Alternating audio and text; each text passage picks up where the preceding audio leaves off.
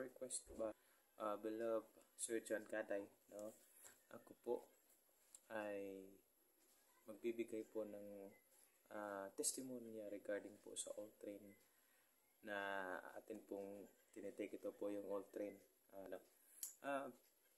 Unang-una po, akala ko po ay hindi po totoo na mayroong nanoparticles na inilagay doon sa injection sa COVID. So way back 2021, isa po akong naturukan ng COVID vaccine kasi po kailangan ng school na magpalagay ng vaccine kasi po hindi makapasok. Hindi po kami makapasok sa school kapag hindi nagpa-vaccine. So gayon po, yung nakikita ko pong adverse effect, no, sa aking katawan during tapos after vaccination, iba talaga. Nagnanam yung kaliwang braso ko, tapos ito kahit halimbawa sa umaga umaaraw, tapos sa hapon biglang umuulan, kahit na hindi ako nababasa, parang nagnanam yung kaliwang part ng body ko. Tapos yung huli po na mawala yung banda dito na may tinuturukan. Tapos noon sumali kami sa GC sa Wisdom at saka RA 11525. Nakilala namin si Sir John sa tulong din ni Ate Judith Mamales.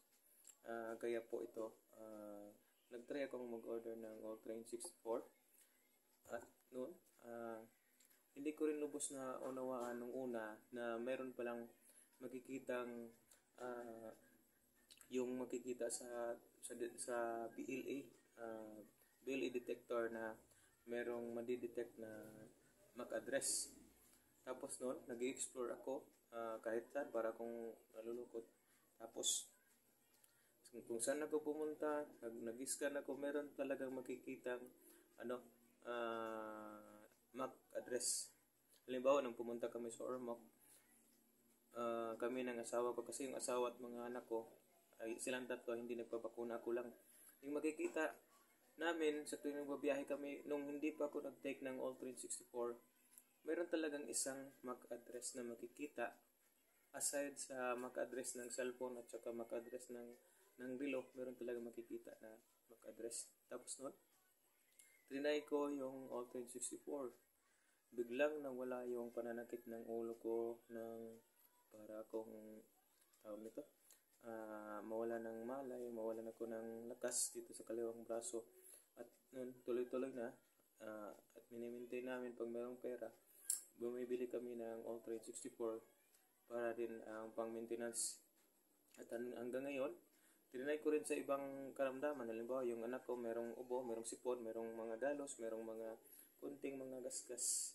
Ini-apply namin yung All Train 64. At yun, ang bilis niyang umepekto at biglang mawala.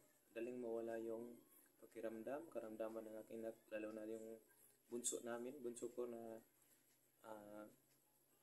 sipunin. At saka ngayon, inaantay pa rin namin po ang epekto kasi yung kapatid ko rin, nagtitake siya ng All Train 64 kasi meron siyang inandang karamdaman na bigla siyang nahihilo. Yan po.